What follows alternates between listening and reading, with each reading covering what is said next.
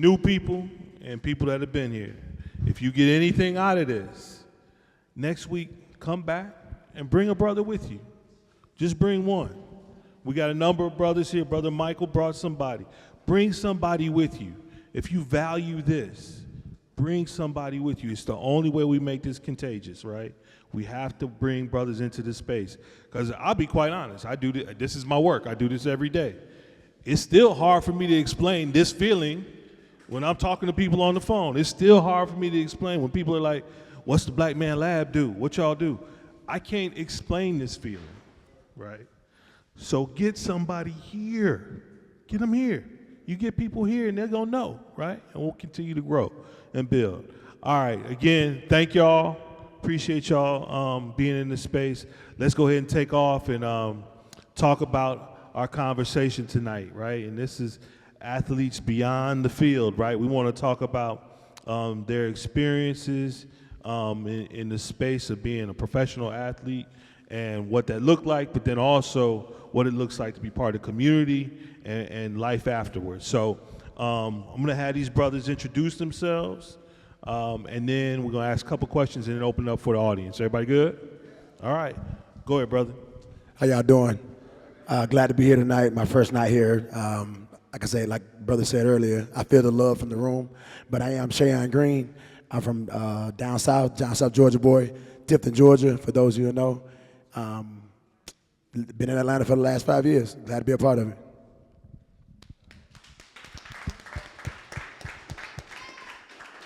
My name is, hello, can you hear me? You good? My name is Anton Barnes. I am the founder and CEO of the Brand Architects.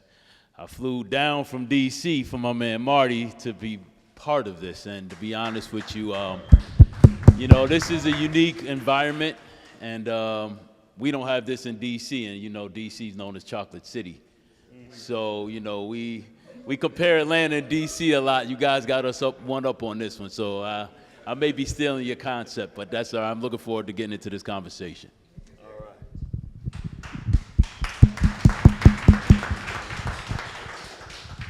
What's up, guys? Brandon Chubb, played in the NFL, now a founder. I have a wellness studio in Ponce City Market called Do Not Disturb. We have saunas, cold plunges, also massages, restorative wellness and recovery wellness. So doing that as of 35 days ago, and prior to that was with the NFL Players Association. Lions, Panthers, and Rams.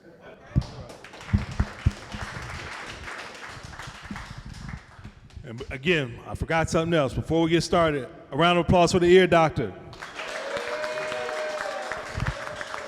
And if by chance anybody in the room, panel included, anybody gets a little long-winded, the ear doctor's gonna do this, and we all gonna do this, and nobody's feelings is gonna be hurt, right? All right.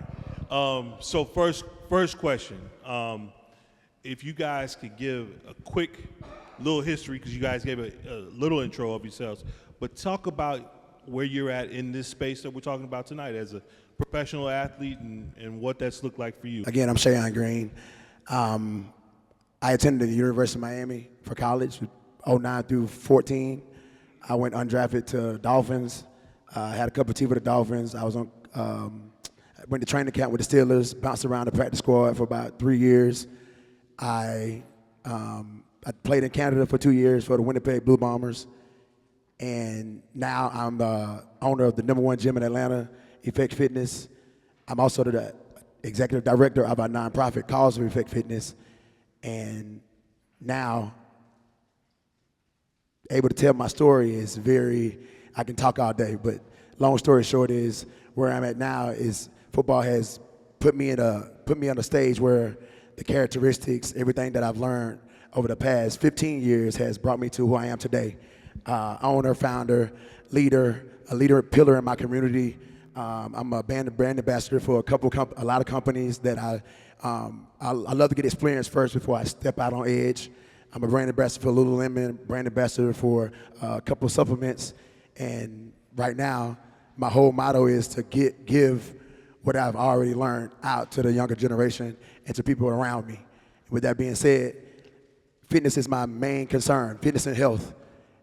even to the young people, picking the right nutrition to eat the night before a game, the day before a game, in general, knowing how to be in a caloric deficit to lose weight, knowing how to tell my mom how to get off blood pressure pills, high cholesterol, just walking a couple miles a day. Just the blueprint on what I've learned in the past 15 years of my life. Now I'm able to sit in front of you guys to just share that story.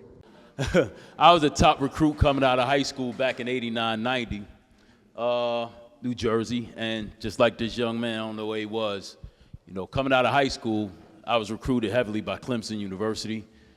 A month after reporting to camp, I lost my father. And that was my first experience on how people treat you, and there's this, and I'm gonna just go into it, on how they don't care about me, they only care about my athleticism. When I asked to be redshirted, they denied me because my head wasn't in the game. I asked to get a year to recover so I could mourn the death of my father. My father was my idol.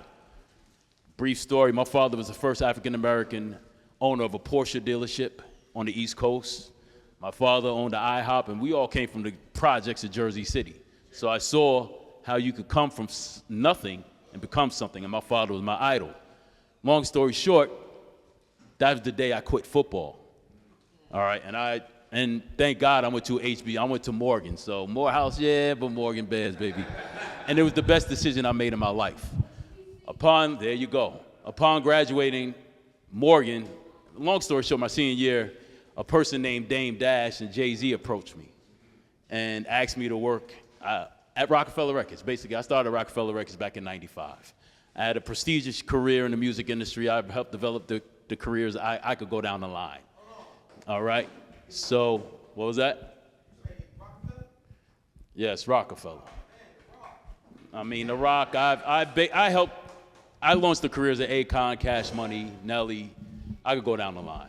Point is, I left the music industry in 2010 to start the Brand Architects, and the reason why I left the music industry was because I was an executive in the room where they were basically telling us to direct our music to a certain messaging that I didn't like. And I'm gonna just be blunt with you. I didn't like how they were putting all the money towards the negative energy and the negative music and not putting it towards the budgets of the uplifting educational, artists that we grew up in the 80s and the 90s. So morally, I had to leave. And during that time, I would meet all the athletes. Like I worked Allen Iverson's project, I worked Shaquille O'Neal's, all these guys. And actually, my first client with the Brand Architects was Vernon Davis. Because Vernon Davis was like, hey, Anton, I want to be known more than just an athlete, but I don't know how to do it. And it took me some time, and I did some research. And I recognized that there was really no platform or no format for when these guys are done playing where they suffer these identity crises. So that's when I started the Brand Architects to basically expand and utilize the platform in the NFL for their life when the NFL is done with them. We want to set it up for when they're done with the NFL, not vice versa. So I'll dive deeper into that and why we do it, but that's a brief synopsis of who I am.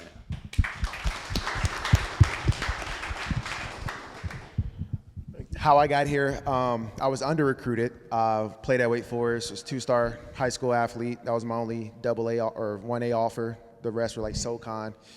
Went to Wake and realized that what was around me. You have a 4,000 capacity attended school, average tuition there is $65,000 a year. Like how are these parents affording this, right? And then you put two and two together and it kind of just got my wheels spinning. It led me down the road of private equity and things like that, and then realized nobody in this room is what private equity boards look like, right? They're the opposite of this, and understanding that was by design. And how can you break into that asset class, create generational wealth? So that got me down the private equity rabbit hole, similar to what he's mitigating at the Brand Architects is also getting hurt early and seeing that light at the end of the tunnel, understanding that transition from professional sports to the real world. It's when a lot of guys crash out. It's when a lot of guys go broke or when they have that identity crisis because they've been labeled or perceived as this one person their whole life, and now that switch flips. And every guy here can tell you, like, it's nothing different than the dichotomy of an active player and a former player, right? Like, you can name X, Y, Roddy White can walk in here right now. We're not going to treat him the same as we treat Kyle Pitts, and that's just facts. And one of them had a way better career to this point than the other, right? So it's just understanding like those psychological effects and trying to mitigate that. Had an entrepreneurial bug as well, which is why I started Do Not Disturb, because I saw, to Shayon's point, health and wellness was a priority for me for a decade. At Wake Forest, I had access to these world-class facilities that had saunas, massage tables, training rooms. Same at the 3 NFL clubs I played at. You become a non-professional athlete, and that access is gone. But I still got the same body, still got the same needs, still got the same brain, right? Like I still had the same habits, and I had nowhere to go. So long story short, that's how I kind of got to this place in my life where that under-recruited story was like the underdog, chip on your shoulder, and kind of just always trying to prove myself, and that just carried over in life. You talk about the intangibles of athletes, the character, the accountability, the dependability, the being on time, all these things carry over into being professionals in the business realm and wanting to leverage that and make the most impact. What advice would y'all give to people who are transferring or transitioning out of athletics? Say you put your life and your work ethic into one particular thing your whole life, and now you feel like it's time to transition into something else. What advice would you give? The advice that I give my clients, and we represent about 30 current and former players right now, I tell them the same energy that they put in on the field and how to make a team and all that energy, they have to do that in the right. I tell them, listen, the first thing I talk to my guys, I haven't been to a game in 7 years. I don't care, and excuse me, can we really express? I don't give a shit about the NFL or NBA or Major League Baseball. I don't, okay? I care about them. So a lot of times they've never even had conversations on, okay, young brother, besides football, what do you like to do? Who are you? Football is what you do. Who are you? And that's the problem. A lot of times they don't think about it, especially, and I'll go deeper. When they get to the league, they think, sometimes I tell them, sometimes the athlete's ego gets them in trouble. Like, you need to check that ego because there's going to come a time where that NFL check going to stop coming. And a lot of times it stops before you're planning for it. So while you have it, start transitioning now. I just met with I won't disclose any names. Before I came here, I met with a Major League Baseball player. He's been in the league for 15 years. This brother doesn't have an LLC. This brother, he has a foundation, but he's not really he's like, Anton, you're talking to me about things that I've never heard. Nobody's ever talked to me about. The agents don't care. I'm going to tell you that right now. Agents don't give a shit because they get their percentage, and that's all they care about. They don't care about things that's non-based with the actual teams. So they're not going to bring those conversations up with them. And I tell all of my clients, whatever your circle may be, have people that, okay, that's invested in the athletes, but have people that don't care about that. So you can start a gym. So you can start hedge funds. Learn all this stuff now because trust me too, while you're in the league and you're a young black man at 25 years old, especially the white people going to give you, they're going, oh, yeah, they're fans now. Use those resources because the door's cracked. For the other brothers, we got to pick the lock and all that other stuff. The door's cracked. What are you going to do? Because when you're done playing, that door's going to close. Okay? So I tell them, first and foremost, surround yourself with people that are interested in your other aspects on who you are as a man. Football, I can't teach them no more about football. You got that. But I could teach you about living trust. I could teach you how to become a brand ambassador for Porsche. Whatever it is that you want to do outside the realm, that could be what you do for the rest of your life, okay? So that's the advice that I give. And invest in that just as much as you invest in catching the damn football or dunking the basketball.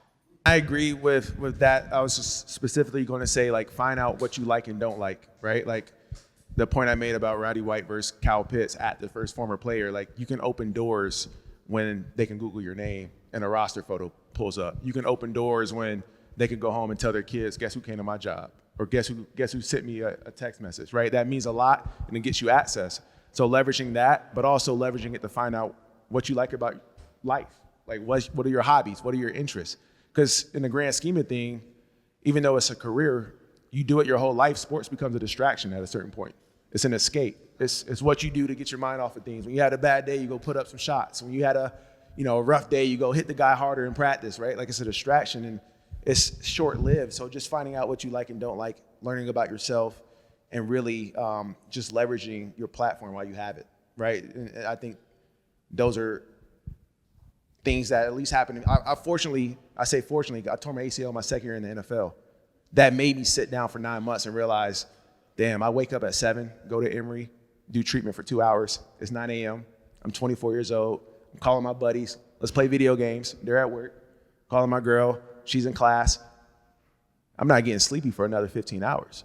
Like, I got to find something to do, right? And I had that epiphany at 24, thankfully, because I wouldn't have started getting that ball moving on finding out, all right, well, when I'm 30 or 40, or even if I retire tomorrow, what do I like? What am I going to do? What's the career options? And so being able to have that catalyst a little early, I think, is important. I'll open it up to the audience for questions here. I got one last question for you, though. From an organization standpoint, because we come here weekly, and it's important for us to not only create a safe, sacred, and healing space for us to just have these type of dialogues, but what, from an organizational standpoint, you all have businesses. What advice would you give on being organized and surrounding yourself with people who know more than you do in terms of getting your stuff in order? Great question. Great question. I've been a business owner for the last 10 years, and organization is key. Having a great team is even better. If I had a million times, I can't say this enough. Having a team is the number one priority. Having a great team that's good at what they do, that are better than you in facilities and operations and accounting and investing, the day-to-day in marketing, social media, online presence. Because right now, the world we in now, the virtual world, man, I wouldn't be who I am now if it wasn't for the pandemic. Like, the pandemic blessed me in many ways, where the getting online, giving away for free for a full 6 months, having to turn around, and now I got over 200,000 followers, and that influence, people build on the influence now. And I'm like, okay, wow, learning. And like I said, building that team where, hey, when I'm not there, the building still runs. Trusting other people to do it, to do their job and to put us in a position to win. So, like, with that being said, just having a good team, having a good backbone, being engaged. My fiance has been a huge pillar in my life, where, hey, went from holding me accountable from waking up to, man, I don't feel like doing it today. No, get up. Now get up. So that football mentality is still in me. I have 3 a.m. days. If y'all can't tell now, my voice is raspy. I've been up since 3 a.m. working out, pushing others. I had a seminar at a high school, back at the gym, teaching another class, training clients.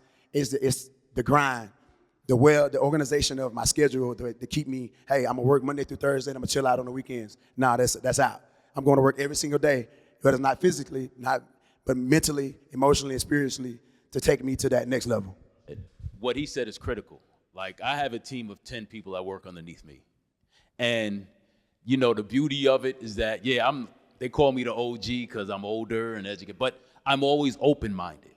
Like, listen, I'm open for constructive criticism. See, a lot of this younger generation, you can't tell them nothing. I'm being real with you, and that's their problem. You know, they think, oh, you're hating on me or whatever. No, I'm trying to help you. So to all you young entrepreneurs out there, if I didn't, listen, I wouldn't say anything if I didn't care. And that's the advice that you get from other brothers. Okay, so constructive criticism is key, because none of us are perfect. Okay, I have 4 businesses. Brand Architects is one of them. I got 2 that are overseas. I have dual citizenship. All right, I live in France half the year. Okay, so, you know, be open-minded and be open to learn different aspects of who you are, but also where your business can go. Because, like this brother said, the virtual world, that means you're not just competing against people in Atlanta. You're competing not just people in the States, you're competing worldwide. But you also have clients that are worldwide. I have 2 French basketball players under my realm right now. And the French, 3 out of the top 7 went in the first round this past draft. So you have to be open-minded, but like he said, have that drive. And I'm glad to hear him say that drive, because a lot of athletes, they have that drive motivation for the team. Now it's for him. So he gets to reap the reward. So be open-minded for constructive criticism. And like he just said, having a strong team that's like-minded around you, and you can't be lazy in this game. You can't. All right? Because it's ultra competitive. So That's my advice. I've been in business 37 days. We opened August 16th, but I appreciate it. Word up. From my learnings, I think like two big things to not repeat anything they just said, because those are all great points. One is just leading from the front. And what that means, right? Like I have a wellness studio. We have 5 private rooms. They each have a cold plunge in there. They each have a 194-degree sauna. People are going to sweat, and people are going to get that tub splashing water over the ground. I could easily say, hey, go clean up that room and do this, this, and this. But it means a little different when you see me in a hat and a shirt, wearing the brand, wearing what I'm asking you to wear, cleaning that room, squeegeeing that floor, cleaning that glass, right? And I think that's the big one. 37 days of business, and I was at that front desk for 25 of them consecutively, right?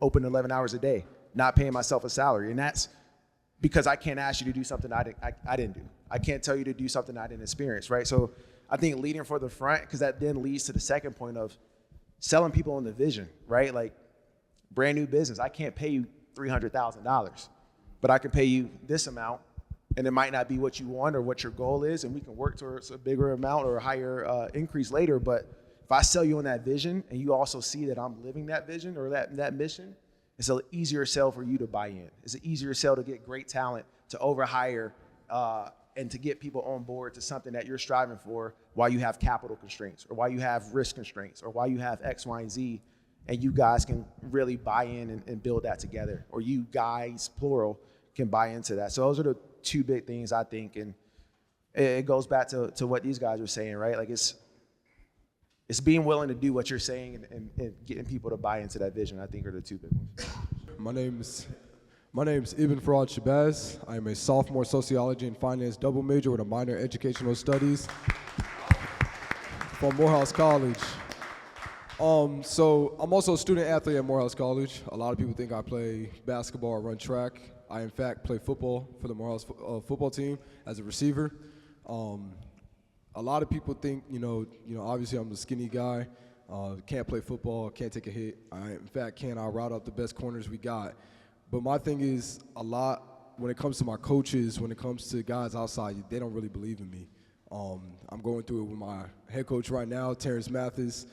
Great dude, great coach, but at the same time, he doesn't see that vision that I see. I want to go to the NFL. I have plans after the NFL. I want to be a coach. I want to be a franchise owner.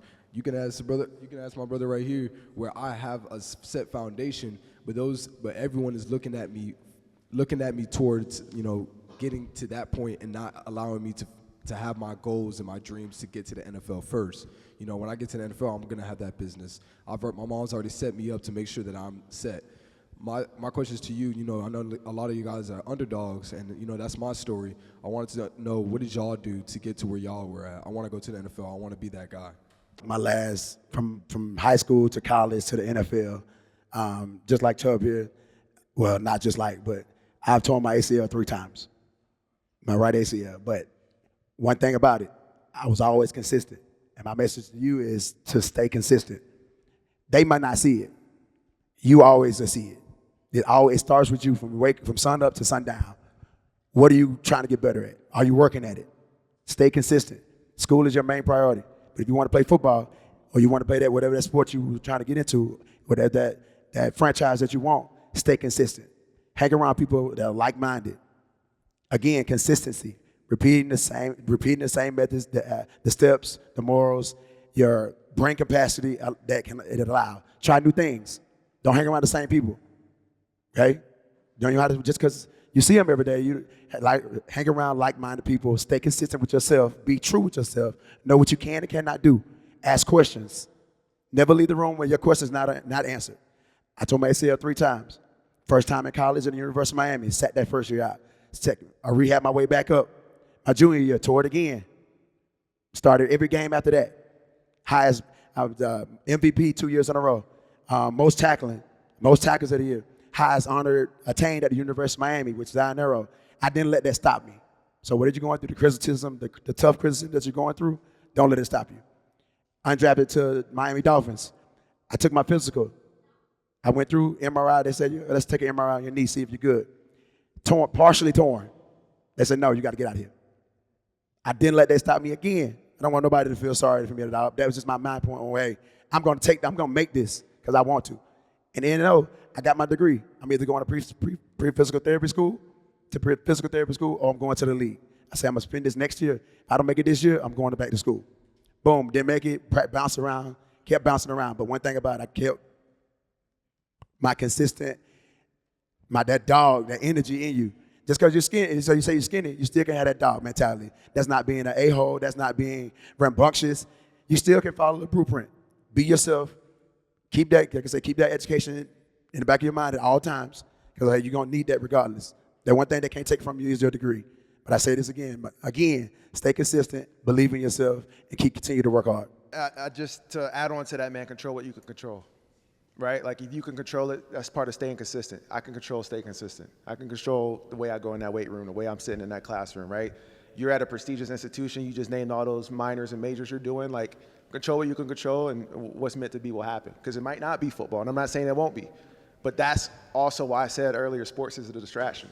Because you keep chasing that NFL goal, and that's not in the cards, now you're distracting yourself from being a triple major at Morehouse and doing some other excellent stuff that you could be doing that you're better impacted at and higher potential. So control what you control and just show people better than you can tell them. Right? I think that was good. I kind of want to tag along with what he said, and I'm sorry, I'm gonna be Mr. Debbie Downer.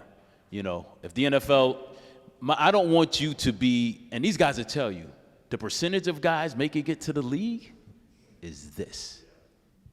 And then you making it to even make that vetted stage, which is 4 to 5 years, is this, especially now. Now, I'm not discouraging you. Listen, who's the wide receiver for the Eagles? Exactly. Boy ain't but this big, but he's a beast. But if it doesn't happen, brother, you have so much other talent. Like, seriously. Like, I don't want you to fall into that pigeonhole that they want us to go down. They don't want us to compete in the engineering and chemistry. They don't want to see us over there. That's for their kids. They want us to continue competing against us to make it to the NFL, the NBA, all those aspects. Break that cycle. We've been doing that shit for 30, 40 years now, okay? This younger generation, they're getting it. My generation didn't get it, okay? And I need you guys to continue thinking that. You're so much better than just a football player. You are, all right? He's an aspiring soccer player and basketball player. He wants to go to the NBA. With him being 12 years old, could we speak?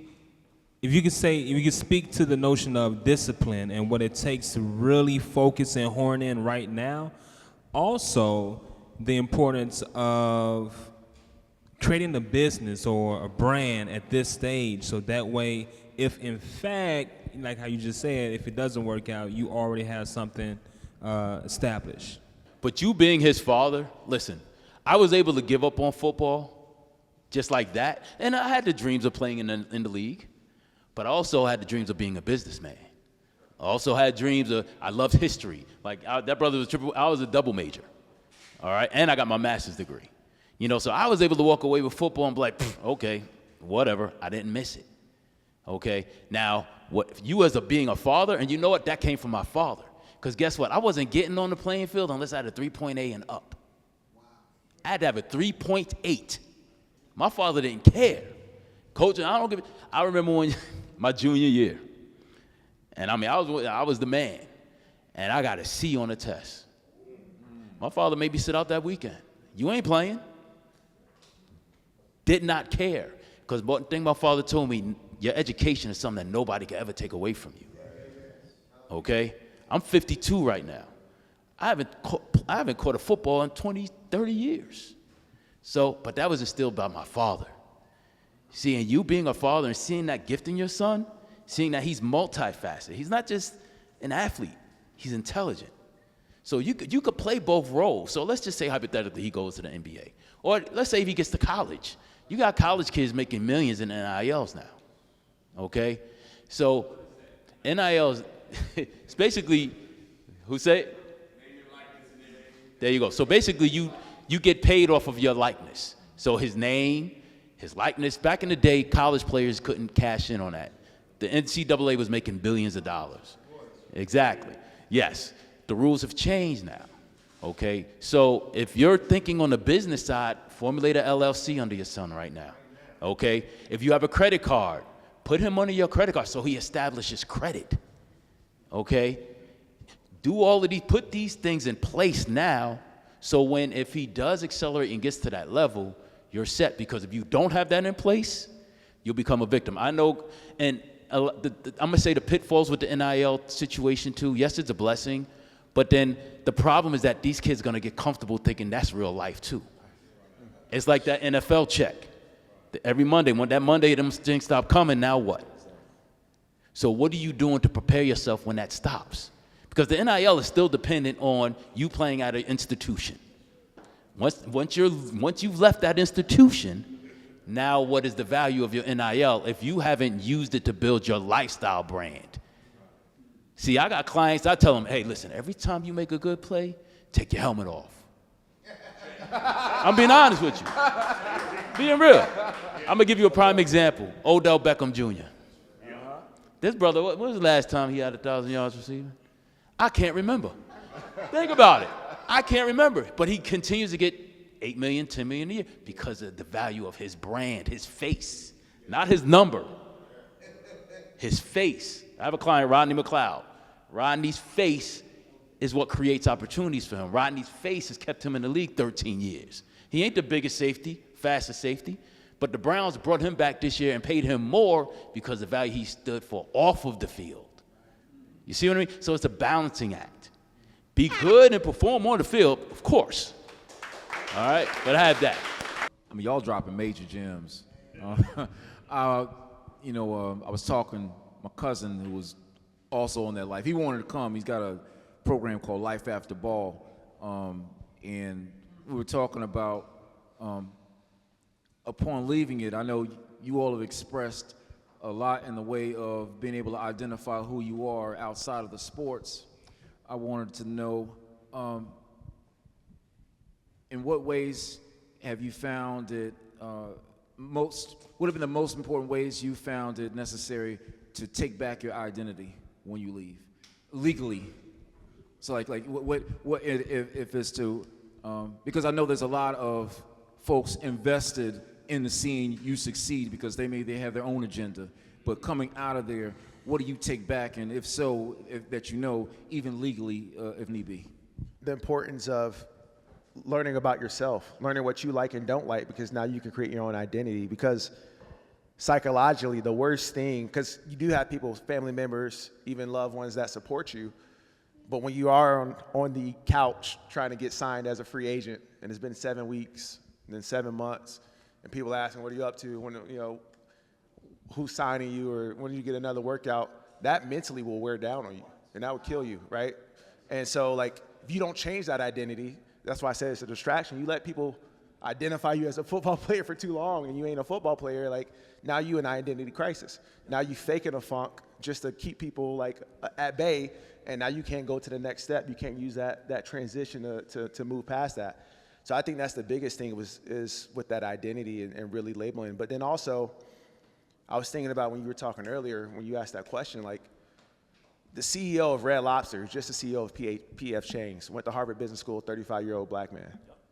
Why is that not the goal, right? Why is the Odell Beckham, and I get it, he made $90 million, but Where's Byron now? You go to Vegas and have better odds of being the next Odell Beckham, right? That's just not real. So is it more apt for that identity standpoint of, use sports as a head start, whether you make $10 million or $10 off of sports or no money off of sports, use it as a head start, whether you never play in college for sports on a scholarship or not, but you got those intangibles of being disciplined and being coachable and being on a team in youth sports or in high school, and then use that to get into Harvard Business School, or use that to get into Morehouse College, or use that into being the next CEO or next founder of your own company. And so I think the identity there should start earlier, before you even become a professional athlete and have to transition. Why don't you label yourself as the next CEO, and the professional athlete is just a way to get money to be that CEO, right? So, I don't know, just interesting ways to think about it too. Sense, you know what I'm saying? So y'all young people listen. It's kind of like a twofold question. Okay, to the people who ain't never played sports before, what good did you get out of playing in a professional sport? And the second one is, I work with a dude, he ain't play sports, but just like you were saying, he don't know how to get no team. He don't know how to trust and he don't know how to do teamwork because he wasn't playing no sports and he just think he can do it all by himself. But just like you said, but you just as good as your team, and bro, I can't keep rocking with you if you don't want to get the team together. I was trying to tell you. You feel me? So answer that for me, please. It taught me discipline. But the thing was, I shifted the discipline on making it beneficial for me. Okay? And my team changed from brothers with helmets but with brothers with calculators and computers. Like my best friends, I'm be honest with you right now, are computer geeks, and they all brothers. But guess what? They got 2 Ferraris, three Porsches. You know what I mean? These guys have, I got a brother who owns literally a Wi-Fi network in New York. One of the few minorities that own that. I got brothers that own cannabis dispensaries, making millions, and you would never know. Okay, but I'm bringing, and it's funny because I have clients that are in the league. I'm gonna use Rodney as an example. Rodney went to UVA. He went to a PWI. Rodney starts foundations now to send kids to HBCUs. See what I mean? Because even Rodney was woke like, you know what? We need to encourage our kids to be the next chemists, engineers, all of these aspects. So for me, it taught me discipline, but I was able to shift it down a different road than just being able to run and jump and catch. People want to. It's a lot of people want to be broke bosses instead of rich teammates, like he said. I'm gonna say that one more time. A lot of people want to be broke bosses instead of a rich teammate. I'm gonna figure out in my team, hey man, what you good at? What do you like doing? You like talking? You use sales? Okay, I'm gonna put you in that position that you can thrive at. I'm gonna put you in a position where you're not able to speak your language, speak the language that you want to fully do it 100%. And so building that team, I'm able to find your strengths and your weaknesses. So football has taught me, hey, Shayon, I'm a defensive end. In order to get that A-cap, I know I got to dip my shoulder. And that technique, I got to find people that, hey, follow the technique and make the play. I always make the play, and that instilled in me to this day. Like I say, I love football. I love it just because of the sport. I've been playing it for a young age, and the love for the game will never change. And that love of my business and my livelihood and my family I got to provide for, I treat the same way. So when you got a good team, find what the team is, find out what they're good at, put them in a position to make them exceed. Yeah, they may be have a PhD and such, but at the end of the day, they may be better at something else. That's how you collectively build and win. And I'm sorry, and I'll just chap in. Just that brother that don't want to get it, I'm gonna keep it real with you. Just how they get cut his ass. I'm serious, because the people that are around you influence you. We're black men in America. We can't have nobody holding us back. We got enough holding us back. I'm being real with you. It's either if the brother doesn't get it, you have to continue moving on. What happened?